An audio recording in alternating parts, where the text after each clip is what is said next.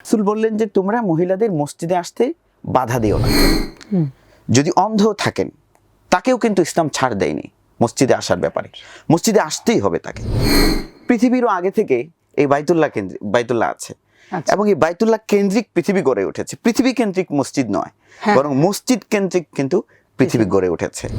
শিশুরা আসবে এবং তারা এখানে দাঁড়িয়ে সালাত আদায় করবে। বিসমিল্লাহ বিসমিল্লাহ বিসমিল্লাহ বিসমিল্লাহ সিরাতুল মুস্তাকিম। আসসালামু আলাইকুম ওয়া রাহমাতুল্লাহ। অবাধ তথ্য প্রবাহের যুগ। প্রিয় দর্শক, আপনারা যেখানে যেভাবে আমাদের এই অনুষ্ঠানটি দেখছেন সবাইকে আন্তরিক মোবারকবাদ। শুরু করছি রকমারি.com আয়োজিত নিয়মিত অনুষ্ঠান সিরাতুল মুস্তাকিম। পৃথিবীর বিভিন্ন পথ, বিভিন্ন মতে আমরা দিশেহারা হয়ে পড়ি, বিভিন্ন ইজম, বিভিন্ন মতবাদে আমরা বিভ্রান্ত হয়ে পড়ি। কোন পথে আমরা যাব, কোন পথে মুক্তি মিলবে, এজন্য আল্লাহ রাব্বুল আলামিন আমাদেরকে দোয়া শিখিয়ে দিয়েছেন, ইহদিনাস সিরাতাল মুস্তাকিম। হে আল্লাহ, আপনি আমাদেরকে সরল পথ দেখান। কি সেই সরল পথ? কিভাবে সেই সরল পথের সন্ধান পাবো? এজন্য আমাদের আজকের এই অনুষ্ঠান। আজকে আমরা একটা চমৎকার বিষয় নিয়ে আলোচনা করব ইনশাআল্লাহ, এবং একই সাথে আমাদের সামনে অত্যন্ত গুরুত্বপূর্ণ একজন অতিথি উপস্থিত হয়েছেন। আমরা স্টুডিওতে তাকে আমন্ত্রণ জানিয়েছি।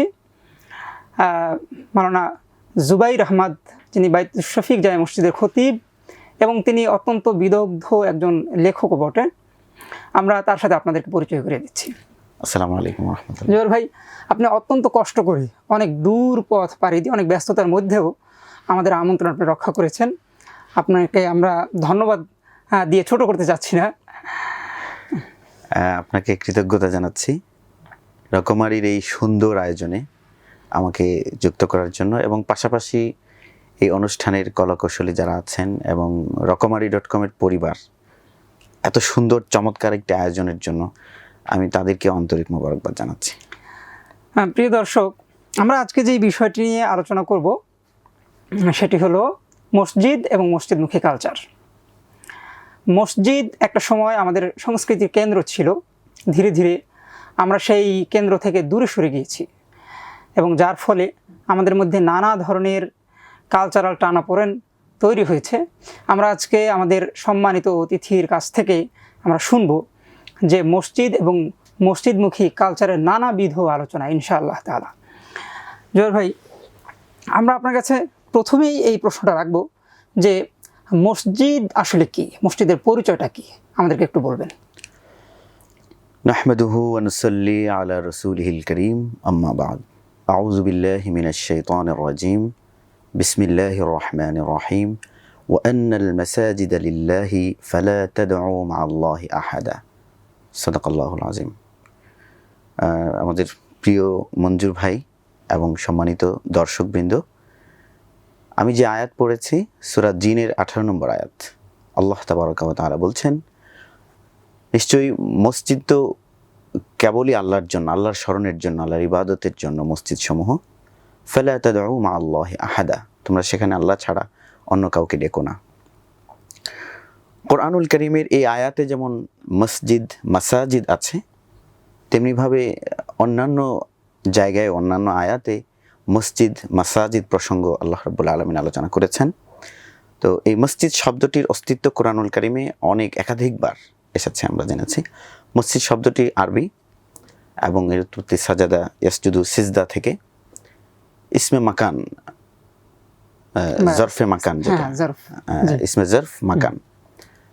মসজিদ অর্থ হচ্ছে সিজদা করার জায়গা, ওয়াল মাওদা আল্লাযী ইউসজাদু ফীহি।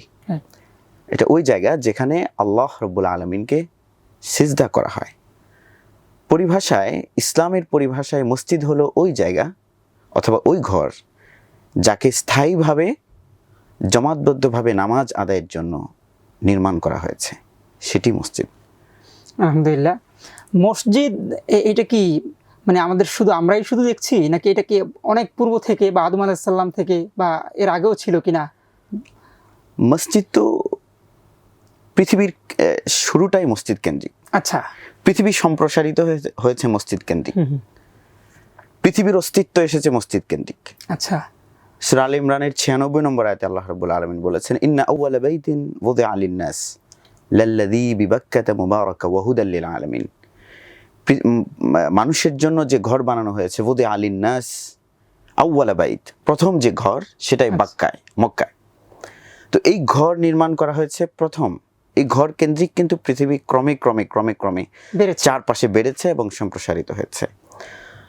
এবং এটা একজন গবেষক, Egyptian scientist doctor Hussein Kamal Al-Din, আচ্ছা, তিনি তার একটা গবেষণা এটা প্রমাণ করেছেন যে পৃথিবীর কেন্দ্রবিন্দু হচ্ছে মক্কা, বাইতুল্লাহ, কাবা, মানে মসজিদুল হারাম, এই আঙিনাটা। তার মানে পৃথিবী সম্প্রসারিত হয়েছে কিন্তু এই মসজিদ কেন্দ্রিক। এবং এরও আগে তাফসিরে তাবারিতে এসেছে যে মসজিদুল হারাম কেন্দ্রিক যে বাইতুল্লাহ, এই বাইতুল্লাহকে সৃষ্টি করা হয়েছে পৃথিবীর সৃষ্টিরও 2000 বছর আগে। মানে যেখানে এখন হজের সময় সবাই তাওয়াফ করে, যে কালো ঘরকে আমরা যেটা কালো ঘর, সেই কালো ঘর হচ্ছে পৃথিবীর কেন্দ্রবিন্দু। আচ্ছা। এবং পৃথিবীর অস্তিত্ব গড়ে উঠেছে এই কালো ঘর কেন্দ্রিক, যেই ঘরে আমরা চারপাশে ঘুরে আমাদের মনকে আমরা শান্ত করি, যে ঘরের দিকে তাকিয়ে থাকলে আমাদের হৃদয় শীতল হয়, যেদিকে আমরা সিজদা দেই, যেদিকে তাকিয়ে আমরা সালাত আদায় করি, সেই ঘরেই মূলত পৃথিবীর central point of the earth. তো এই কেন্দ্রিক পৃথিবী সম্প্রসারিত হয়েছে। তো আমরা বরং পৃথিবীর শুরু থেকে মসজিদ ছিল কিনা সেটারও বলার আগে সেটা বলা দরকার যে পৃথিবীরও আগে থেকে এই বাইতুল্লাহ আছে। এবং এই বাইতুল্লাহ কেন্দ্রিক পৃথিবী গড়ে উঠেছে, পৃথিবী কেন্দ্রিক মসজিদ নয়, বরং মসজিদ কেন্দ্রিক কিন্তু পৃথিবী গড়ে উঠেছে। পৃথিবীর প্রথম মসজিদ পবিত্র মসজিদুল হারাম এবং বাইতুল্লাহ কাবা হযরত আদম আলাইহিসসালামেরও আগে ফেরেশতারা বানিয়েছেন। এবং পরে হযরত আদম আলাইহিসসালাম তিনি পৃথিবীতে অবতরণের পর সেই ঘরকে তিনি তওয়াফ করেছেন, ফেরেশতাদের মাধ্যমে আল্লাহ তাকে সেখানে পাঠিয়েছেন, সেই ঘরকে তিনি তওয়াফ করেছেন। তো ক্রমে সেই ঘরের পরে আমাদের প্রথম মসজিদ, এরপরে মসজিদুল আকসা দ্বিতীয় মসজিদ, থার্ড যে মস্ক আমাদের মসজিদে কুবা, ইসলামের প্রথম মসজিদ। আচ্ছা, এইখানে আমি একটু পয়েন্ট যোগ করি, সেটা হলো তাহলে যদি প্রত্নতাত্ত্বিক হিসাবের দিকেও যদি আমরা তাকাই, মানে প্রাচীন নিদর্শন, সেটাও কিন্তু কাবা। জি, মানে কাবাই হলো সবচেয়ে প্রাচীন নিদর্শন যদি মানব অস্তিত্বের, মানব সভ্যতার।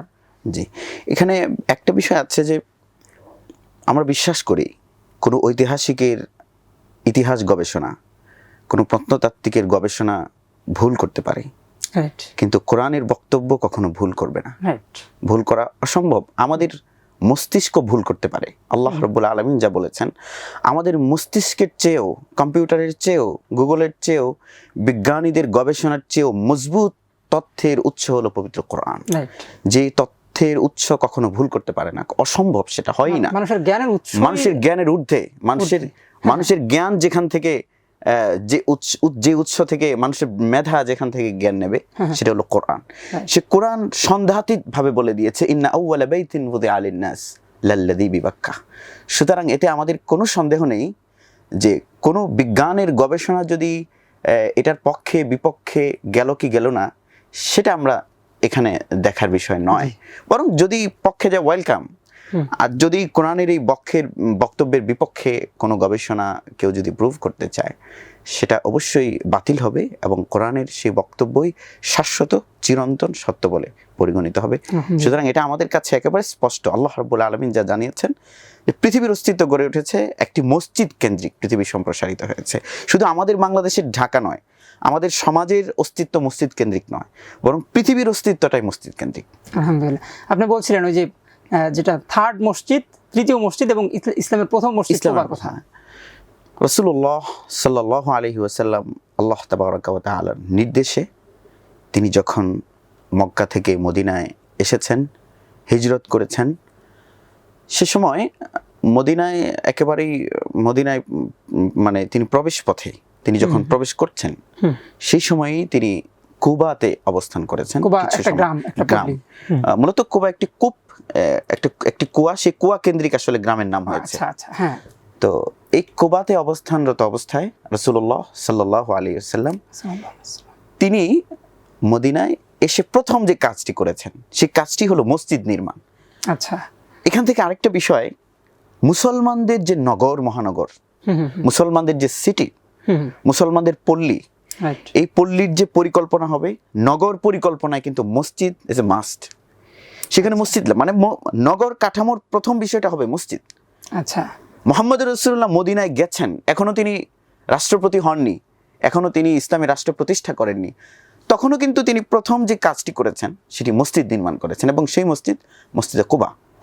এবং মসজিদে কুবার ফজিলত নিশ্চয় আপনি জানেন, হাদিসে এসেছে, হযরত সাহল ইবনে হুনাইফ রাদিয়াল্লাহু তাআলা আনহু থেকে বর্ণিত, রাসূলুল্লাহ সাল্লাল্লাহু আলাইহি ওয়াসাল্লাম বলেছেন, ইবনে মাজাহ শরীফের হাদিস, যে ব্যক্তি ওযু করে অর্থাৎ পবিত্র হয়ে ওয়া আতা মসজিদে কুবা মান তাতাহহারা ফি বাইতিহি ওয়া আতা মসজিদে কুবা, যে ব্যক্তি তার ঘরে সে পবিত্রতা অর্জন করলো এবং মসজিদে কুবা এসে আসলো এবং সেখানে সালাত আদায় করলো, তাহলে সেখানে নামাজ যদি সে আদায় করে তাহলে এই নামাজ একটি উমরার সমান সওয়াব এই নামাজের ফলে তাকে দেওয়া হবে।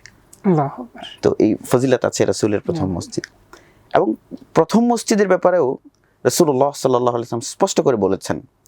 হযরত আবু যর রাদিয়াল্লাহু তাআলা আনহু তিনি রাসূলুল্লাহ সাল্লাল্লাহু আলাইহি ওয়াসাল্লামকে প্রশ্ন করেছিলেন, ইয়া রাসূলুল্লাহ আইয়ু মসজিদিন ওযিআ ফিল আরদি আউয়ালান, পৃথিবীতে কোন মসজিদটি প্রথম বানানো হয়েছে? আচ্ছা। রাসূলুল্লাহ সাল্লাল্লাহু আলাইহি ওয়াসাল্লাম, এটা হচ্ছে আমাদের কাছে জ্ঞানের দ্বিতীয় নির্ভরযোগ্য উৎস হাদিসে রাসূল বলেছেন, আল মসজিদ আল হারাম, মসজিদুল হারাম হচ্ছে পৃথিবীর প্রথম মসজিদ, যে মসজিদ নির্মাণ করা হয়েছে। তো মসজিদুল হারাম প্রথম, সেকেন্ডলি মসজিদুল আকসা, এরপরে মসজিদে কুবা।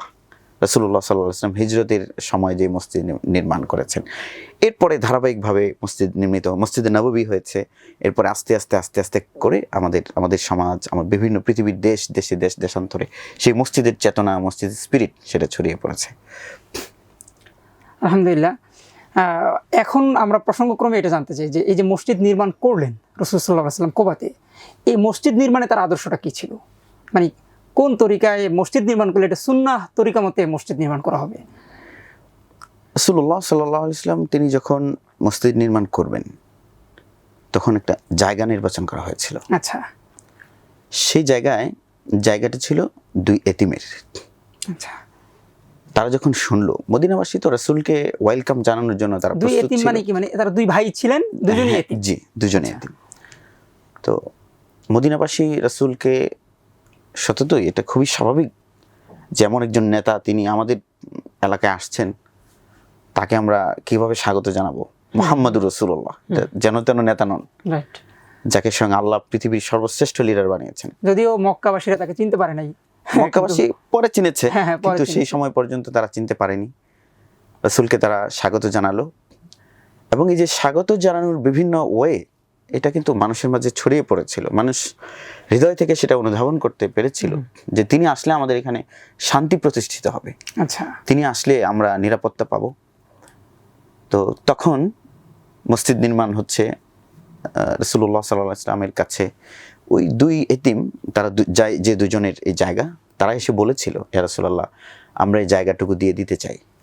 রাসূলুল্লাহ সাল্লাল্লাহু আলাইহি ওয়াসাল্লাম এতিমের সেই সম্পদ কিন্তু তিনি গ্রহণ করেননি।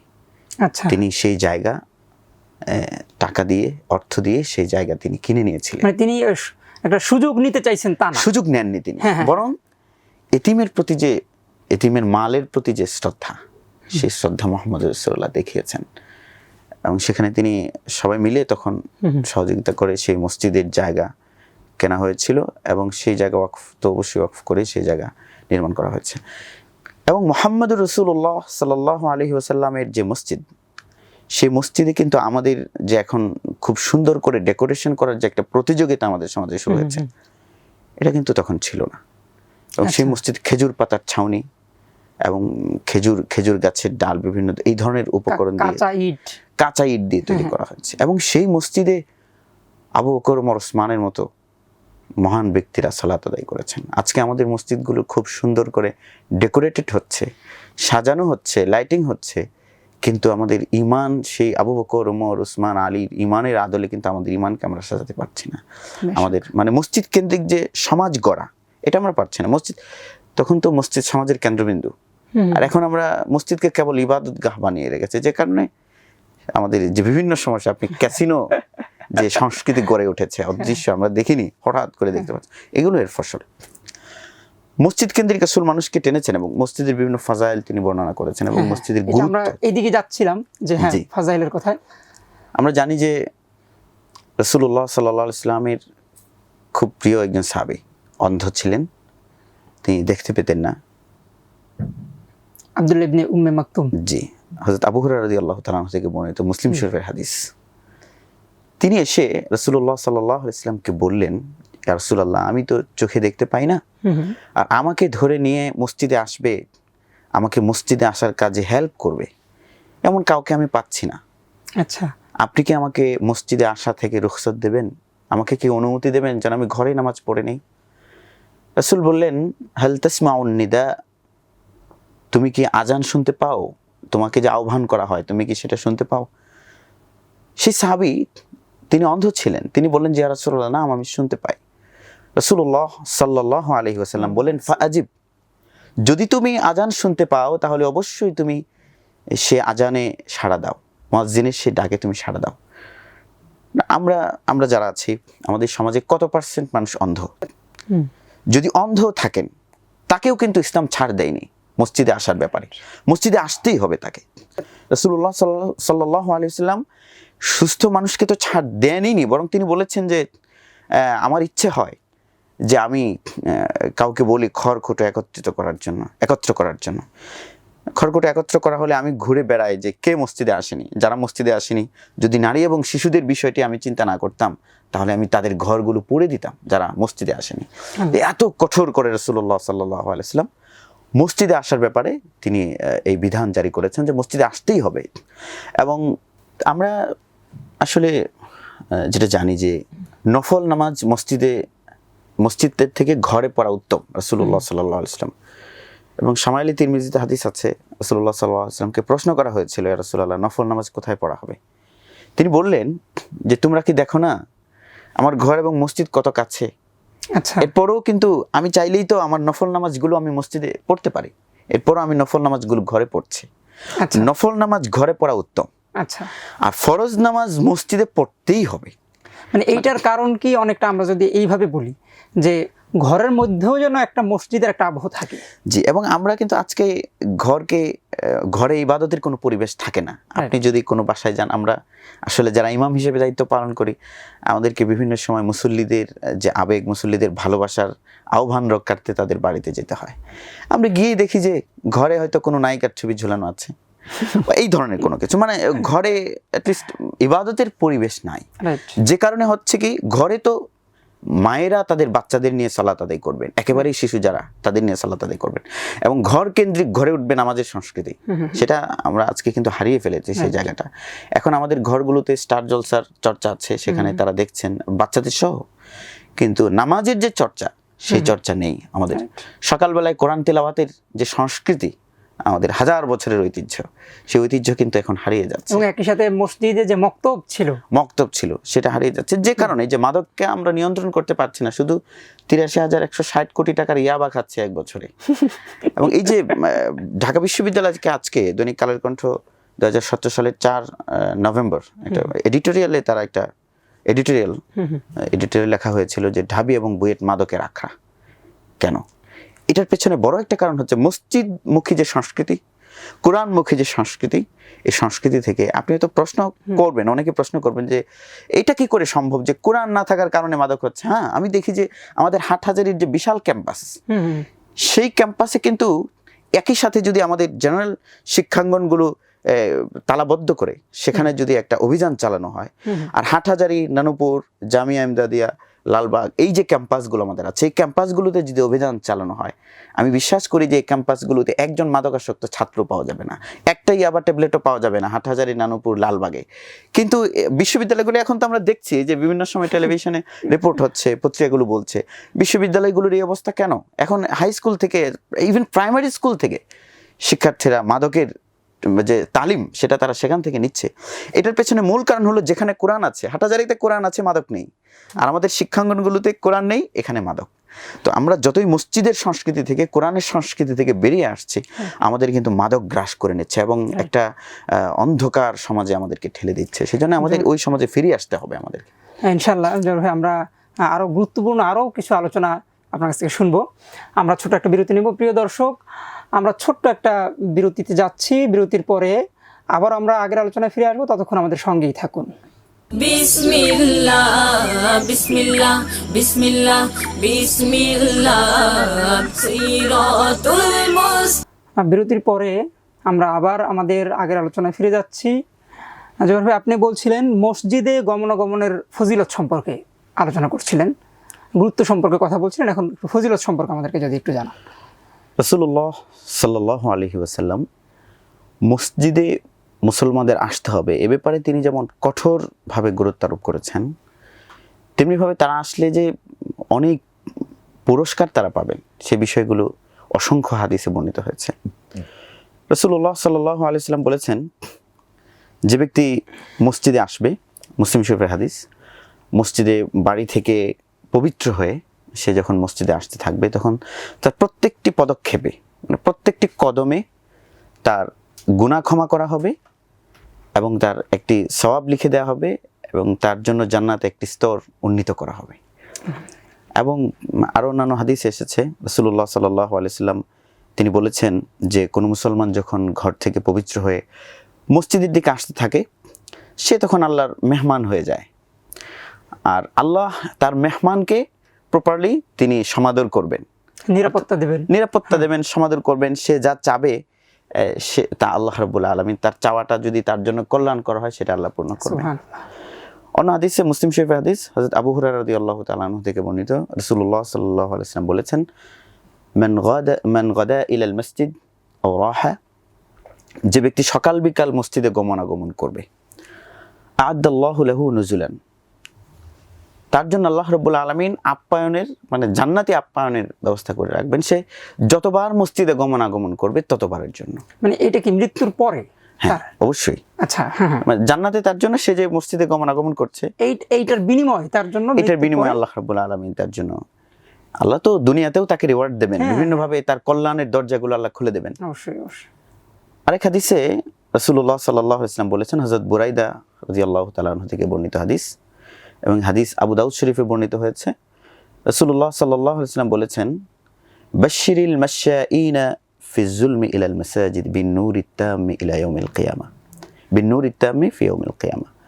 যে রাসূলুল্লাহ সাল্লাল্লাহু আলাইহি ওয়াসাল্লাম এটা বলেছেন যে কখনো কখনো মসজিদে আমাদেরকে আসতে হয় অন্ধকার রাতে, যখন সাপ বিচ্ছুর ভয় থাকে, বিভিন্ন ধরনের ভয় থাকে, এটা এশার নামাজ কিংবা এশা, মাগরিবে, ফজরে। তো মুমিনরা সেই ভয়কে উপেক্ষা করে মসজিদে ছুটে আসেন। রাসূল বলছেন যে তাদেরকে তোমরা, যারা অন্ধকার রাতে মসজিদে ছুটে আসে, তাদেরকে বিন্নুরিত তাম্মি ইয়াউমাল কিয়ামা, কিয়ামতে তাদেরকে পরিপূর্ণ নূর দেওয়া হবে, আলোকিত করে দেওয়া হবে, এই শুভ সংবাদ তোমরা তাদেরকে প্রদান করো। সুবহানাল্লাহ। এছাড়াও খুব প্রসিদ্ধ হাদিস, রাসূলুল্লাহ সাল্লাল্লাহু আলাইহি ওয়াসাল্লাম বলেছেন যে আমরা জানি 7 শ্রেণীর মানুষকে হাশরের ময়দানে আল্লাহ রাব্বুল আলামিন তার আরশের ছায়ার নিচে জায়গা দেবেন, যখন কোনো ছায়া থাকবে না এবং সূর্য খুব কাছে থাকবে, মানুষ ছুটোছুটি করবে, সেই সময়ে আল্লাহর কাছে তারা আশ্রয় পাবে, আল্লাহ তাদেরকে আদর করবেন, ডাকবেন, ডেকে আল্লাহ তাকে একটা আশ্রয় দেবেন আল্লাহর আরশের ছায়ার নিচে। এই 7 শ্রেণীর এক শ্রেণী হলো ওয়ারাজুলুন কলবুহু মুআল্লাকুন বিল মসজিদ, যার আত্মা মসজিদে ঝুলে থাকে। অর্থাৎ যে মসজিদ থেকে বেরিয়ে যায়, কারণ মসজিদ থেকে বের হতে হয় পরিবারের প্রয়োজনে, এবং সেটা আল্লাহরও নির্দেশ।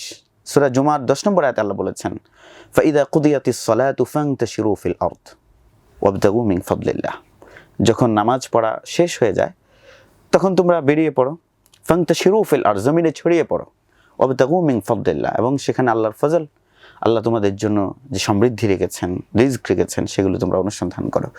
তো মসজিদে আসা আল্লাহর নির্দেশ, আবার আল্লাহ মানে আমাদের হালাল প্রয়োজনে মসজিদ থেকে বেরিয়ে যাওয়া আল্লাহর নির্দেশ। সেই নির্দেশ পালন করার জন্য যখন একজন মানুষ তার মায়ের খেদমতের জন্য, পরিবারের ভরণ পোষণের জন্য, জীবিকার সন্ধানের জন্য মসজিদ থেকে বেরিয়ে যান, কিন্তু তার আত্মা মসজিদে ঝুলে থাকে, আবার কখন মসজিদে ফিরবো। মসজিদ যেন তার সর্বোচ্চ শান্তির নীড়, একটা ভালোবাসা, একটা ভালোবাসা, আত্মার একটা টান।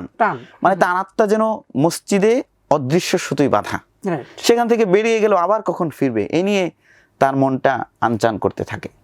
রাসূলুল্লাহ সাল্লাল্লাহু আলাইহি ওয়াসাল্লাম বলছেন যে এই শ্রেণীর মানুষ তারা হাশরের ময়দানে আল্লাহ রাব্বুল আলামিনের আরশের ছায়ার নিচে জায়গা পাবেন। সুবহানাল্লাহ। এবং যারা আল্লাহর আরশের ছায়ার নিচে জায়গা পাবেন তারা তো পরবর্তীতে আল্লাহ রাব্বুল আলামিন ফেরেশতাদের দিয়ে তাদের জান্নাতেই পাঠাবেন। অবশ্যই। তো এই যে পুরস্কার, মসজিদে গমনাগমন যারা করবে তাদের জন্য পুরস্কার রয়েছে। তো আমাদের উচিত খুব বেশি চেষ্টা করা মসজিদ মুখী হওয়ার জন্য। আমাদের সন্তানদের মসজিদে নিয়ে যাওয়া এটি জরুরি। মসজিদ পরিষ্কার করা, পরিচ্ছন্ন করা, ঝাড়ু দেয়া। মুসলিম শরীফ এক হাদিস আছে, এক মহিলা ইমরাতুন সাউদা, কালো মহিলা, আচ্ছা, তিনি মসজিদ ঝাড়ু দিতেন। আমরা আসলে মসজিদ ঝাড়ু দেওয়ার প্রসঙ্গটা আসলে আমরা মনে করি যে এটা মুয়াজ্জিন সাহেবের কাজ, আচ্ছা, জি, এটা খাদেমের কাজ, আমরা কেন করব? মসজিদ পরিষ্কার পরিচ্ছন্ন করা এটা আসলে আমাদের কাছে আমরা প্রেস্টিজ, আমাদের বাধা দেয়, আমরা মনে করি যেটা আমাদের কাজ না, বা এটার জন্য আমরা কোনো লোক রেখে দিলাম, এটা তো আমার কাজ না। এমন লোক অবশ্যই রাখা যেতে পারে, কিন্তু আমরা নিজেরাও করব, এই স্পিরিটটা থেকে কিন্তু আমরা সরে এসেছি। আমরা এখন আসছি, বরঞ্চ অনেক জায়গায় এমন দেখা যায় যে মসজিদে এসে যদি কোথাও, অনেক আমরা যারা বেশি মানুষ যেখানে আসা যাওয়া করে সেই জায়গায় কিন্তু খুব একটু জায়গা অল্প সময়ের মধ্যে ময়লা হয়ে যাওয়া এটা খুবই স্বাভাবিক ব্যাপার। কারণ পরিচ্ছন্ন কর্মী যারা, তারা সতর্ক হলেও যারা মসজিদে আসছেন তাদের সবাই তো সেরকম সতর্ক নয়। দু একজন অযাচিত ভাবেই দেখা যাচ্ছে যে পা ভালো করে না ধুয়ে মসজিদে প্রবেশ করছেন। আমরা অনেকেই যারা মসজিদে প্রবেশ করি তারা ঢুকেই যদি যেসব মসজিদে খাদেম আছেন তাদেরকে খুব তুচ্ছ তাচ্ছিল্যের সঙ্গে তাদেরকে বকাঝকা করা হয়, বলা হয় তুমি থাকতে এটা কেন হলো। অথচ এটা শুধু খাদেমের কাজ নয়, আমি মসজিদের পরিচ্ছন্নতায় যদি আমার হাত লাগে তাহলে আমার হাত ধন্য হবে। তো এই চেতনা আমাদের থাকা উচিত। একটা ভালো জায়গা, সুন্দর জায়গা, নিজের জায়গা, নিজের, এটা মসজিদটা আমার ভালোবাসার জায়গা, ভালোবাসার জায়গা। তো এটা হাদিস মুসলিম শরীফ হযরত আবু হুরায়রা রাদিয়াল্লাহু তাআলা থেকে বর্ণিত যে এক মহিলা, তিনি মারা গেছেন, কৃষ্ণাঙ্গ মহিলা, কালো ছিলেন, তিনি মসজিদ ঝাড়ু দিতেন। সাহাবায়ে কেরাম এই মহিলার মৃত্যুর সংবাদ রাসূলুল্লাহ সাল্লাল্লাহু আলাইহি ওয়াসাল্লামকে দেননি। আচ্ছা, তিনি শুনতে পেলেন এবং তিনি হঠাৎ করে জিজ্ঞেস করলেন যে মহিলার কি খবর। তো সাহাবায়ে কেরাম যখন বললেন যে মহিলা মারা গেছে, রাসূলুল্লাহ সাল্লাল্লাহু আলাইহি ওয়াসাল্লাম খুবই কষ্ট পেলেন এবং তিনি বললেন যে তোমরা কেন আমাকে বললে না? মসজিদ ঝাড়ু দিত বা মসজিদের পরিচ্ছন্নতায় সংশ্লিষ্ট থাকতো যে মহিলা, এই মহিলা মারা গেছে, তোমরা আমাকে বললে না কেন? রাসূল বললেন যে আমাকে তার কবর দেখিয়ে দাও। তিনি ছুটে গেলেন সেই মহিলার কবরে এবং সেখানে গিয়ে তিনি এই মহিলার জন্য দোয়া করলেন বা জানাজা পড়লেন তিনি। তো এরপরে রাসূলুল্লাহ সাল্লাল্লাহু আলাইহি ওয়াসাল্লাম বললেন যে এই মহিলার কবরটা অন্ধকার ছিল, কিন্তু আমার সালাতের কারণে, আমি যখন সেখানে দোয়া করেছি, জানাজা পড়েছি, সালাত পড়েছি, আমার সালাতের কারণে, আমার দোয়ার কারণে আল্লাহ রাব্বুল আলামিন জান্নাতে আলোয় কবরকে আলোকিত করে দিয়েছেন। তো রাসূল নিজে গিয়ে মসজিদ যিনি ঝাড়ু দিতেন তার জন্য দোয়া করেছেন। তো সুতরাং মসজিদ ঝাড়ু দিয়ে আমার মূল্য অবশ্যই বাড়বে, আমাদের উচিত মূল্য বাড়ানো। আমরা মসজিদের সাথে সম্পৃক্ত হব, মসজিদে আসব, মসজিদের প্রতি আত্মাকে ঝুলিয়ে রাখবো, মসজিদে গমনাগমনে আমাদের বাচ্চাদের উৎসাহিত করব। মসজিদ যেন সমাজের একটা অংশ, অর্থাৎ মসজিদ তো সমাজের কেন্দ্রবিন্দু, এই কেন্দ্রিক মুসলিম সমাজের কেন্দ্রবিন্দু মসজিদ। আমরা এখন মসজিদে শুধু ইবাদত করতে আসি, মানে মসজিদকে শুধু ইবাদতের কেন্দ্রবিন্দু বানিয়েছে। মসজিদ সমাজের কেন্দ্রস্থল হওয়া উচিত। মসজিদ কেন্দ্রিক সমাজ নির্মাণ হবে। এবং আসলে একজন ইমানদার মানুষ যিনি ইবাদত করবেন, ইবাদতের মূল জায়গাটা তো সিজদা। এই কারণে রাসূল বলেছেন যে আহাব্বুল বিলাদি ইলাল্লাহি তাআলা মাসাজিদুহা ওয়া আবগাযুল বিলাদি ইলাল্লাহি তাআলা আসওয়াকুহা। তো মুসলিম শরীফ হাদিস, এই হাদিসও এবং আবু হুরায়রা রাদিয়াল্লাহু তাআলা থেকে বর্ণিত। তিনি বলেছেন, রাসূলুল্লাহ সাল্লাল্লাহু আলাইহি ওয়াসাল্লাম বলছেন যে আল্লাহর কাছে সবচেয়ে প্রিয় জায়গা হলো মসজিদ, আর আল্লাহর কাছে সবচেয়ে অপ্রিয় জায়গা হচ্ছে ও আবগাযুল বিলাদ, বা ঘৃণার জায়গাটা হচ্ছে বাজার সমূহ। তো বাজার সমূহে অনেক সময় গীবতের চর্চা করা হয়, প্রতারণার চর্চা করা হয় কোনো ক্ষেত্রে। আর মসজিদ তো নির্মাণই করা হয়েছে তাকওয়ার চর্চার জন্য, যে কারণে রাসূলুল্লাহ সাল্লাল্লাহু আলাইহি ওয়াসাল্লাম, ইমাম নববী ব্যাখ্যা দিয়েছেন যে মসজিদ এই কারণেই শ্রেষ্ঠ এবং মসজিদ এই কারণেই রাসূলের কাছে সবচেয়ে প্রিয় জায়গা। তো আমাদের উচিত মসজিদে গমনাগমন করা, মসজিদ কেন্দ্রিক সমাজ নির্মাণের চেষ্টা করা, আমাদের সন্তানদেরকে মসজিদমুখী করা ছোট সময় থেকেই, এবং আমরা মসজিদের ঝাড়ু, মসজিদের জন্য ডোনেশন, মসজিদের জন্য দান করা, আমার সম্পদের একটা অংশ মসজিদের জন্য বরাদ্দ রাখা উচিত, আমার আয়ের একটা অংশ। প্রসঙ্গক্রমে এটা আসে যে আমরা বলছি এটা সমাজের কেন্দ্রস্থল হওয়া উচিত, এই কেন্দ্রিক সমাজ নির্মাণ করা উচিত।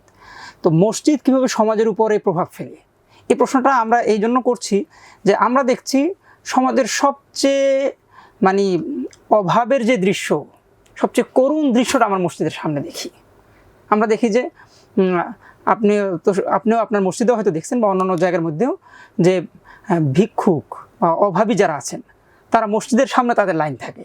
মানে হয়তো মসজিদ নির্মাণ হয়েছে 2 কোটি টাকায়, কিন্তু ভিক্ষুককে আমরা 2 টাকাও দিচ্ছি না। মানে তাহলে মসজিদ সমাজের প্রভাবটা ফেলছে কি করে? এখানে দুটো বিষয় আছে। একটা হলো মসজিদের বড় একটা জায়গা হচ্ছে মিম্বার। আচ্ছা, মিম্বার কেন্দ্রিক সমাজ বদলের শপথ নেওয়া যেতে পারে।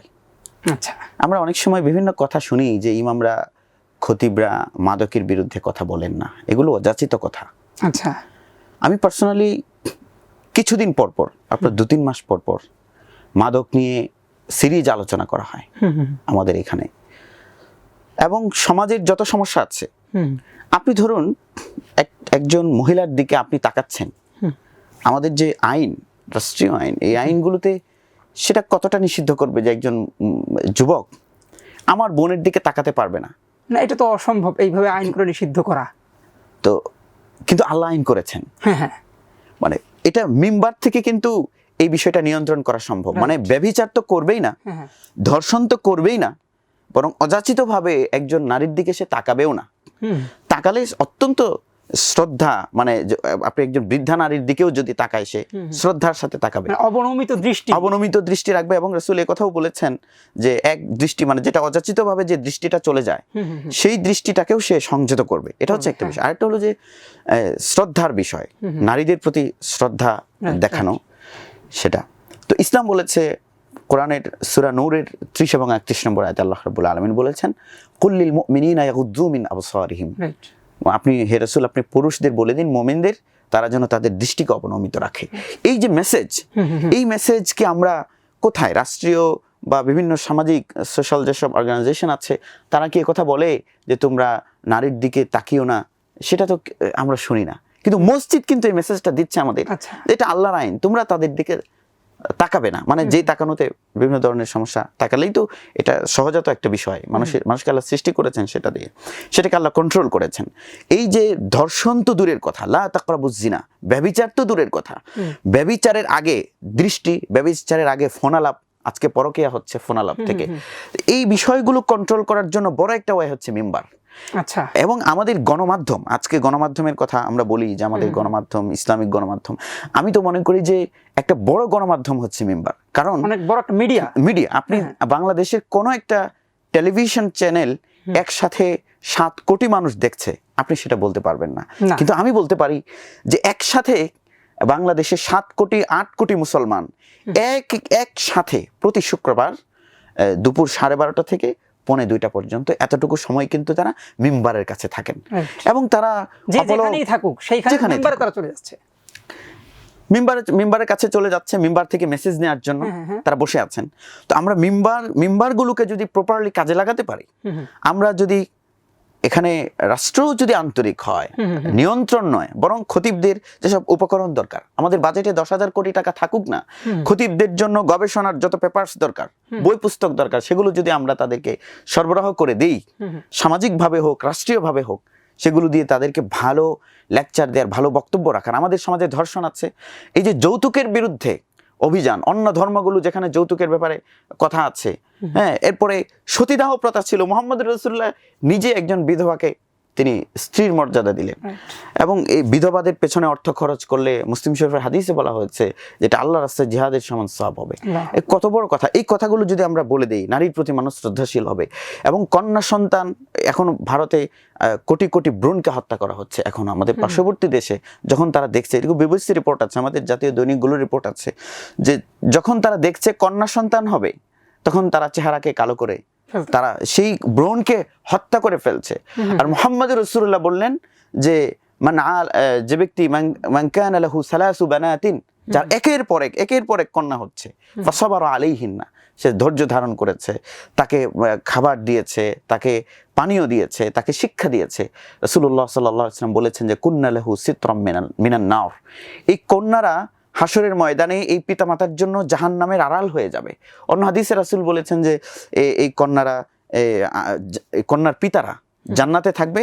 তিনি দু আঙ্গুল একত্রিত করে দেখালেন যে দুটো আঙ্গুল আমার যেমন একসাথে আছে, তারা আমার সাথে জান্নাতে থাকবে। এই কথাগুলো যদি মিম্বারের মাধ্যমে আমরা প্রপারলি সমাজে ছড়িয়ে দিতে পারি, তাহলে কন্যা সন্তান হলে তো মানুষ হাসবে, আনন্দিত হবে, সে মনে করবে এই কন্যা সন্তান আমার সৌভাগ্যের প্রতীক। মানে আপনি বলতে চাচ্ছেন যে এগুলো আমরা আসলে প্রপারলি ছড়িয়ে দিতে পারছি না।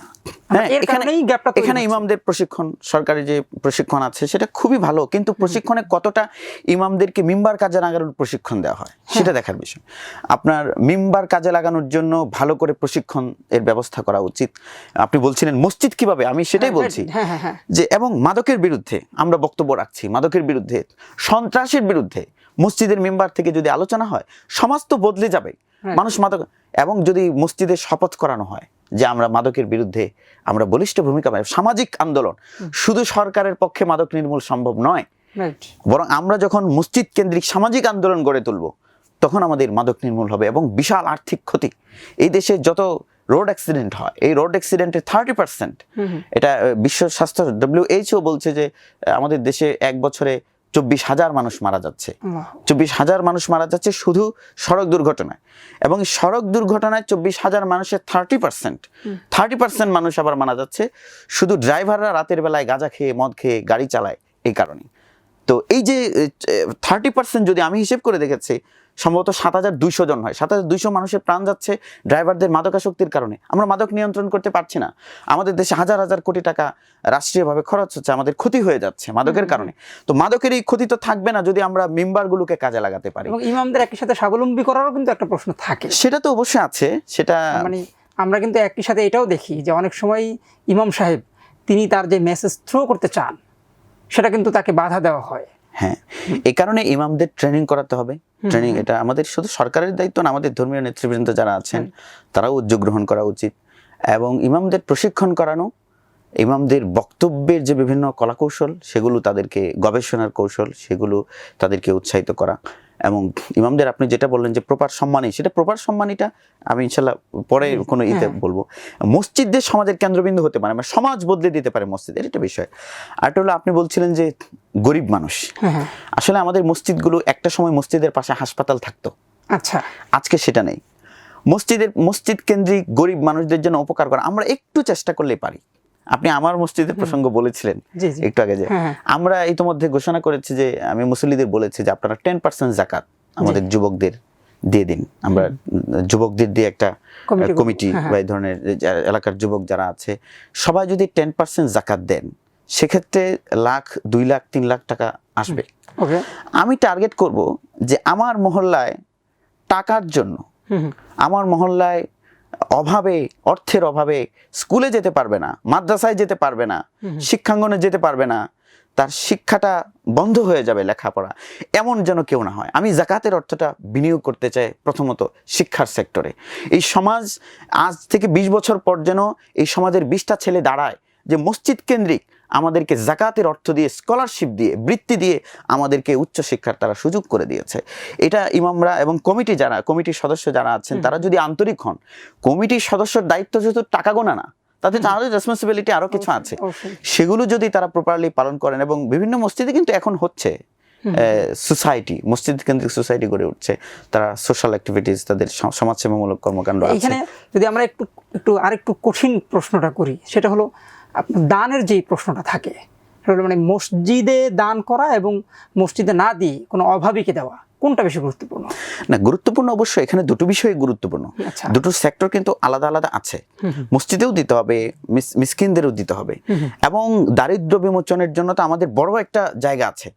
অন্য কোনোদিন আপনি আমাকে যাকাতের জন্য ডাকলে আমি সেটা তখন বলবো, আজকে বলবো না। আমাদের দেশে শুধু 60,000 কোটি টাকা যাকাত আদায় করা যেতে পারে, এবং দারিদ্রের পরিসংখ্যান আমার কাছে আছে।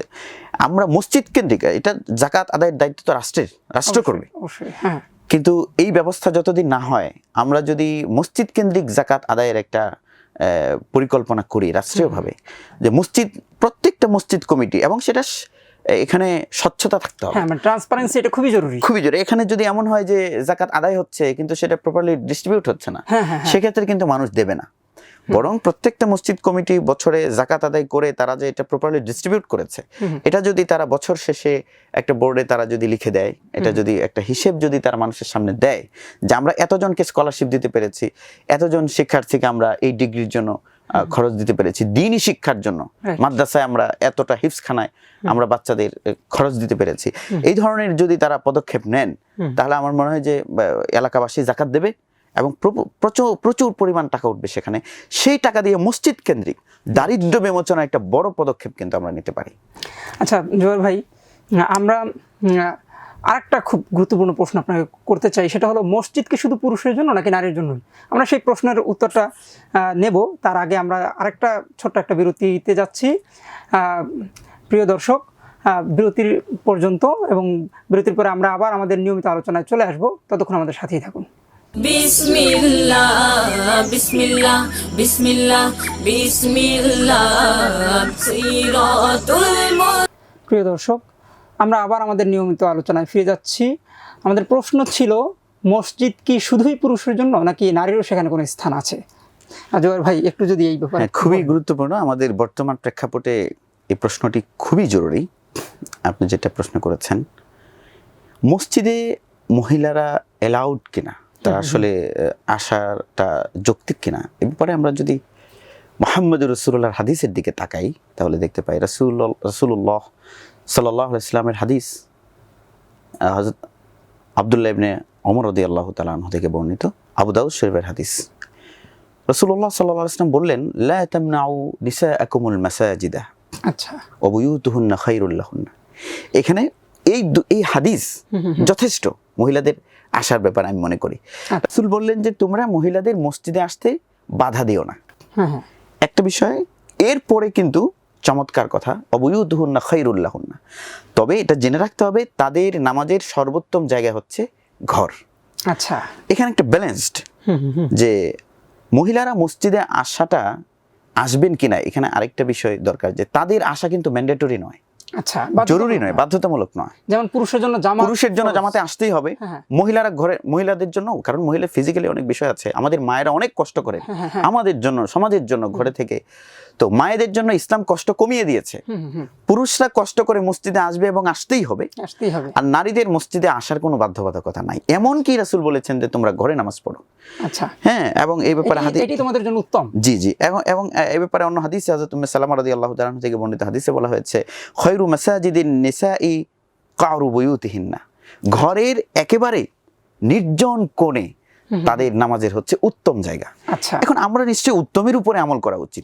উত্তম মানেই তো সওয়াব বেশি, তার মানে মহিলারা মসজিদে তারা যদি আসেন সালাতে নামাজ আদায় করার জন্য যে সওয়াব হবে, আমরা রাসূলের হাদিস থেকে এটা বলতেই পারি যে তারা ঘরে নামাজ পড়লে এর থেকে সওয়াব আরো বেশি হবে।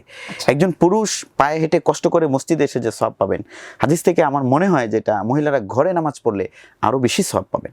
তবে কিছু কিছু বিষয় আছে, যেমন দ্বীনি শিক্ষার জন্য প্রতিটা মসজিদে নারীদের দ্বীনি শিক্ষার জন্য একটা ব্যবস্থা থাকা দরকার। বিশেষ একটি সময়ে ইমাম সাহেবের যে সারমন, যে আপনার শুক্রবারের যে জুমার খুতবা, পুরুষরা শুনতে পারেন, মহিলারা শুনতে পারেন না, এজন্য অন্য সময় একটা ক্লাসের ব্যবস্থা থাকতে পারে। বাসায় গিয়ে সেটা যে মহিলাদেরকে বলবেন, তাও কিন্তু বললেও যদি তারা বলেনও, যদি বলতে পারেন না একটা বিষয়, আর বললেও ইমাম সাহেব যেভাবে বলেছেন সেভাবে নিশ্চয়ই তারা বলতে পারবেন না। তো যে কারণে মহিলারা কিন্তু দ্বীনি জ্ঞান থেকে মাহরুম হচ্ছেন। এটা ফুলফিল করার জন্য তাদের এই যে তাদের যে শূন্যতা, এই শূন্যতাটা পূর্ণ করার জন্য মহিলাদের জন্য দ্বীনি শিক্ষার ব্যবস্থা মসজিদগুলোতে রাখা উচিত, এবং তাদেরকে এই বিষয়টা ক্লিয়ার করে দেওয়া উচিত যে মসজিদে আসা ইসলাম নিষেধ করেনি, কিন্তু তোমাদের নামাজ মসজিদে পড়া উত্তম, ইসলাম তোমাদেরকে কষ্ট কমিয়ে দিয়েছে, মানে ঘরে পড়া উত্তম। আর আরেকটা বিষয় হলো যে শহুরে মসজিদ যেগুলো আছে, আপনার বড় মার্কেট অথবা হাসপাতাল, যেসব এলাকায় আমাদের মায়েরা চিকিৎসার জন্য, আমাদের বোনেরা কর্মসংস্থান কেন্দ্রিক বিভিন্ন ফ্যাক্টরিতে আছে, তো সেগুলোতে নামাজের আলাদা ব্যবস্থা থাকা উচিত। যেমন আমি পার্সোনালি বিভিন্ন সময় দেখি যে একজন দিনদার মানুষ, তিনি তার স্ত্রীকে চিকিৎসার জন্য নিয়ে গেছেন হাসপাতালে, একটু অসুস্থ, তার স্ত্রী ডাক্তার দেখাবেন, তিনি মসজিদে নামাজ পড়েছেন, কিন্তু আমাদের সেই বোনটি সালাত আদায় করতে পারেননি, কারণ তার নামাজের জায়গা নেই।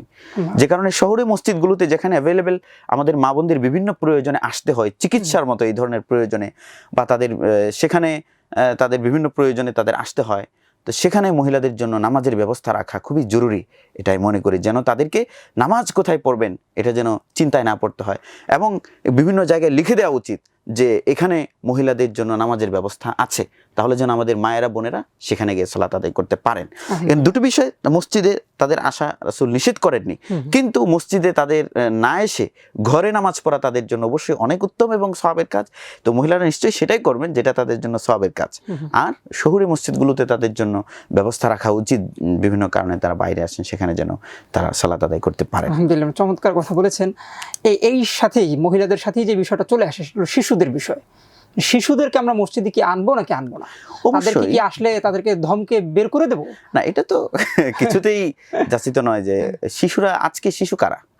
যে শিশুটির বয়স আজকে 5, আচ্ছা, 20 বছর পর কিন্তু সেই শিশুটির বয়স 25। অবশ্যই আজকের শিশু 20 বছর পর কিন্তু সে যুবক, সে তখন বাংলাদেশ। আজকে শিশুটিকে যদি আমরা আলোকিত মানুষ বানাতে পারি, 25 বছর পর বাংলাদেশ হবে আলোকিত দেশ, সোনার দেশ।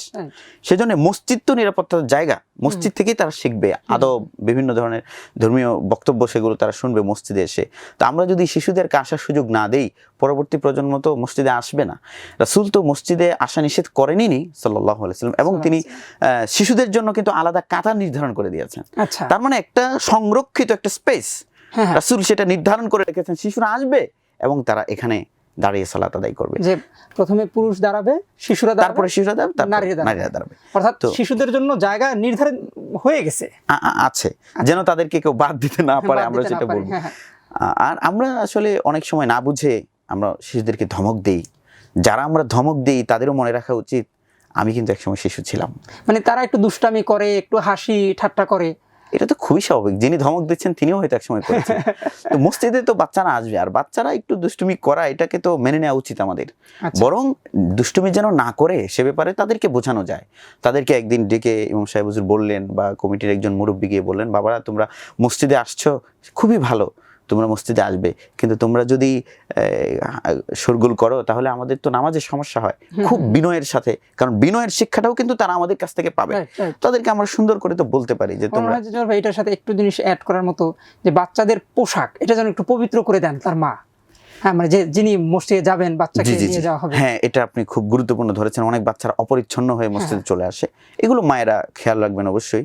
এবং বাচ্চাদেরকে, অভিভাবকদেরও উচিত বাচ্চাদেরকে শেখানো মসজিদে কোথায় দাঁড়াবে। সে প্রয়োজনে এই ব্যবস্থা যদি শেষে কাতার তা যদি না থাকে তার পাশে দাঁড় করাবেন, যেন সে দুষ্টুমি করার সুযোগটা না পায়। এভাবে তাদেরকে আদর করে, মমতায় তাদেরকে ডেকে আমরা মসজিদগুলোতে আনা উচিত। থেকে তার সাথে মসজিদের সাথে একটা সম্পর্ক গড়ে ওঠে। সে যেন জানে যে আমার নিরাপত্তার কেন্দ্রবিন্দু হলো মসজিদ, আমার সংস্কৃতির কেন্দ্রবিন্দু হলো মসজিদ। সংস্কৃতির কেন্দ্রবিন্দু, আপনারা চমৎকার কথা বলছেন। এটা কিভাবে? আপনি তো বলবেন যে মসজিদ এবং সংস্কৃতি দুটো শব্দ তো পরস্পর কেমন যেন বিপরীতমুখী। মানে আমরা এখনকার কালচার যেটা দেখি অসম্ভব। সংস্কৃতি কি? সংস্কৃতি তো মানুষের অভ্যাসের সমষ্টি। মসজিদের চেয়ে বড় কিছু সংস্কৃতির আছে বলে তো আমি মনে করি না। কারণ আপনি দেখেন যে একসাথে আমার দেশের 7 কোটি 8 কোটি মানুষ একসাথে কি কাজ করে? একসাথে কিন্তু 7 কোটি মানুষ কোনো শোভাযাত্রায় যায় না। আচ্ছা, আমরা বড় বড় শোভাযাত্রাগুলোকে হাইলাইট করছি, সেখানে শোভাযাত্রায় 5000 10,000 মানুষ যায়, কিন্তু মসজিদগুলোতে 1 লক্ষই গেল। কিন্তু আমি বলতে পারি 7 কোটি মানুষ একসাথে জুমাবারে মসজিদে যাচ্ছে। তার মানে সবচেয়ে সংস্কৃতি মানুষের অভ্যাসের সমষ্টি। বাংলাদেশের মানুষের অভ্যাসই হলো, বাংলাদেশের মানুষ মুসলমান, অধিকাংশ মানুষ, এই মুসলমানের অভ্যাসই হলো মিনার থেকে তারা আজান শুনবে, আজানের সুরে তাদের ঘুম ভাঙবে, আবার আজানের সুরে সন্ধ্যা হবে, আবার তারা সময়টা মনে পড়বে। এবং শুক্রবারে সন্তানকে হাতে ধরে জায়নামাজ হাতে নিয়ে সাদা জামা পরে, সুন্দর জামা পরে সে মসজিদে যাবে। এটা তো 7 কোটি 8 কোটি মানুষ একসাথে প্র্যাকটিস করছে, চর্চা করছে। সুতরাং আমি বলতে পারি যে এর চেয়ে বড় সংস্কৃতি আর কিছু হতে পারে না। সংস্কৃতি মানুষের কাজটাই তো সংস্কৃতি। এখন আপনি যদি বলেন যে ধর্মীয় কাজটা সংস্কৃতি নয়, নো, সংস্কৃতির উৎস হলো মাতৃভাষা, সংস্কৃতির উৎস হচ্ছে সুনির্দিষ্ট ভূখণ্ড, এবং সংস্কৃতির সবচেয়ে বড় উৎস হচ্ছে ধর্ম।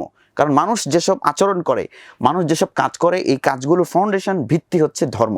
ধর্মকেন্দ্রিকেই মানুষের সংস্কৃতি গড়ে ওঠে। আমরা শোভাযাত্রাকে বলতে পারি অমুক শোভাযাত্রা, তমুক শোভাযাত্রা, আমাদের 1000 বছরের সংস্কৃতি। কিন্তু এদেশে ঈদের যে সালাত, ঈদের সালাত তো 2 বছর ধরে নয়, এবং ঈদের সালাতকে তো আমি আরো বড় করে বলতে পারি, এই দেশের অন্তত মোট জনসংখ্যা 90%, আপনি 1 থেকে 2% মুসলমান হয়তো বাদ দেবেন যারা হয়তো কোনোদিন ঈদের জামাতেও যায় না, হয়তো 1% হয় কিনা আমার সন্দেহ। বাকি 90% যদি মুসলমান হয়, সেক্ষেত্রে 89% মুসলিম ঈদের সালাতে একসাথে তারা যাচ্ছেন এবং একসাথে আল্লাহকে সেজদা করছেন। এটা এই দেশের মানুষ, এই দেশের জনগণ, এই দেশের নাগরিক যারা, তারা সেই কাজটা করছে। সুতরাং আমরা বলবো যে এই দেশের সংস্কৃতির সবচেয়ে বড় জায়গা কোনো শোভাযাত্রা নয়, বরং সেটা হচ্ছে আল্লাহকে সেজদা করা। এটা এই দেশের সংস্কৃতির শেকড়। এই শেকড় থেকে আজকে আমরা বিভিন্ন অজুহাত দিয়ে আধুনিকতার নামে আমরা যখন এই শেকড় থেকে ছিটকে পড়েছি, বাচ্চাদের নিয়ে এসেছি, তখন উদ্ভব হয়েছে ক্যাসিনো সংস্কৃতির, তখন উদ্ভব হয়েছে মাদকের এই সংস্কৃতির। এই ইয়াবার লাগাম আমরা টেনে ধরতে পারছি না, মাদকের লাগাম টেনে ধরতে পারছি না। আজকে বিশ্ববিদ্যালয়গুলোতে ছাত্ররা শিক্ষককে পেটাচ্ছে, পিতা সন্তানকে হত্যা করছে। এগুলো কেন হচ্ছে? এই যে আমরা আধুনিকতার নামে আজকে আমাদের সেই সংস্কৃতি থেকে, মসজিদের সংস্কৃতি থেকে, ইসলামের যে বিনয়ের সংস্কৃতি আছে সেই সংস্কৃতি থেকে আমরা সরে এসেছি। তো মসজিদ কেন্দ্রিক, মসজিদেই সংস্কৃতির কেন্দ্রবিন্দু আমি বলবো। ইসলামিক যে অ্যাক্টিভিটিস আছে এগুলোই সংস্কৃতির কেন্দ্রবিন্দু আমি মনে করি। কারণ যে মানুষ, এই বেশিরভাগ মানুষ এই আচরণগুলো তারা করে, এই কাজগুলো তারা করে, এই কাজগুলোকে তারা বারবার চর্চা করে। সুতরাং এটাই সংস্কৃতির কেন্দ্র। আমার মনে হয় আপনার কোনো দ্বিমত থাকবে না। আমার কোনো দ্বিমত নাই জোহর ভাই, আপনার কথা আমি মন্ত্রমুগ্ধের মতো শুনছিলাম। এই জন্য আমাদের আসলে মসজিদ নিয়ে আরও অনেক কিছু জানার আছে, এবং এত সংক্ষিপ্ত সময়ের এই পরিসরে আমরা এত বিশাল আলোচনা আমরা ঠাঁই দিতে পারছি না। আমরা মনে করি যে এরপরে অন্য কোনো একটা সময়ে আমরা আবারও একই বিষয় নিয়ে আসবো ইনশাল্লাহ। আপনি যদি দর্শকদের উদ্দেশ্যে কিছু বলেন আমাদের। আলোচনা খুব দ্রুত সময়টা শেষ হয়ে গেল। আমি আপনাকে রকমারি.com-কে মোবারকবাদ জানাবো এবং আমাদের দর্শকবৃন্দ যারা এতক্ষণ এই সময়টুকু দিয়ে আলোচনা শুনেছেন তাদেরকে মোবারকবাদ জানাচ্ছি। আপনারা এই কথাগুলো শুধু আমাদের শুনলেই হবে না, বরং এগুলো আমাদের উচিত আমল করা। এবং আমরা প্রত্যেকেই মসজিদে যাই, আমাদের উচিত আমাদের ইমামকে সাপোর্ট দেয়া, ইমাম যেন এই কাজগুলো করতে পারেন এবং ইমাম সাহেবের নির্দেশনা যেগুলো থাকে সেগুলো মেনে মসজিদকে সমাজের কেন্দ্রবিন্দু হিসেবে গড়ে তোলা, মসজিদকে সংস্কৃতির কেন্দ্রবিন্দু হিসেবে গড়ে তোলা, মসজিদ কেন্দ্রিক হাসপাতাল, মসজিদ কেন্দ্রিক দাতব্য প্রতিষ্ঠান, মসজিদ কেন্দ্রিক জাকাতের বিষয় এবং মসজিদ কেন্দ্রিক মানুষের শিক্ষা, দ্বীনি শিক্ষা, এই মাদকমুক্ত সমাজ গড়ার একটা শপথ, এগুলো আমাদের নেওয়া উচিত। আমি আশা করব আমাদের দর্শকবৃন্দ এই বিষয়গুলো শুধু শুনেই নয়, বরং তারা এগুলোর উপর আমল করার চেষ্টা করবেন, সে আশাবাদ আমি ব্যক্ত করছি ইনশাআল্লাহ। প্রিয় দর্শক, আমরা মসজিদ সম্পর্কে চমৎকার কিছু কথা শুনলাম, মসজিদমুখী কালচারের আলোচনা শুনলাম, এবং এরকম নিত্য নতুন আরও চমকদার, আরও সুন্দর, কৌতূহল উদ্দীপক বিষয় নিয়ে আমরা আবার আপনাদের সামনে উপস্থিত হব। ততদিন আমাদের সাথেই থাকুন। ধন্যবাদ। আসসালামু আলাইকুম ওয়া রাহমাতুল্লাহি ওয়া বারাকাতুহু।